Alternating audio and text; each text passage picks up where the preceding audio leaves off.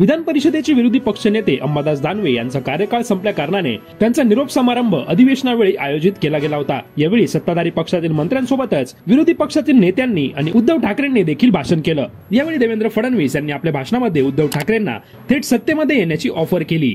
2029 पर्यंत तरी विरोधी बाकावर येण्याचा आमचा काही स्कोप नाही, पण उद्धवजी तुम्ही सत्ताधारी बाकावर येऊ शकता, तुम्हाला इकडे येण्याचा स्कोप आहे आणि त्यावर वेगळ्या पद्धतीने विचार करता येईल असं म्हणत देवेंद्र फडणवीस यांनी उद्धव ठाकरेंना ऑफर दिली। फडणवीसांच्या या विधानावर उद्धव ठाकरेंनी ही प्रतिक्रिया दिली। सभागृहात काही गोष्टी खेळीमेळीने होत असतात आणि त्या खेळीमेळीनेच घ्यायला हव्यात असं उत्तर उद्धव ठाकरेंनी प्रसार माध्यमांशी बोलताना दिलं। मात्र देवेंद्र फडणवीसांनी उद्धव ठाकरेंना ऑफर दिली आणि त्याच्या दुसऱ्याच दिवशी उद्धव ठाकरे देवेंद्र फडणवीसांच्या भेटीला पोहोचले। त्यामुळे राजकीय वर्तुळामध्ये नव्या भूकंपाची चाहूल लागली आहे। देवेंद्र फडणवीस आणि उद्धव ठाकरे यांची ही भेट विधान परिषदेचे सभापती राम शिंदे यांच्या कार्यालयात झाली। त्यांची ही भेट सुमारे 20 मिनिटे झाली। देवेंद्र फडणवीस आणि उद्धव ठाकरेंच्या या भेटीबाबत उद्धव ठाकरेंच्या शिवसेनेच्या अधिकृत एक्स अकाउंटवरून पोस्ट शेअर केली गेली।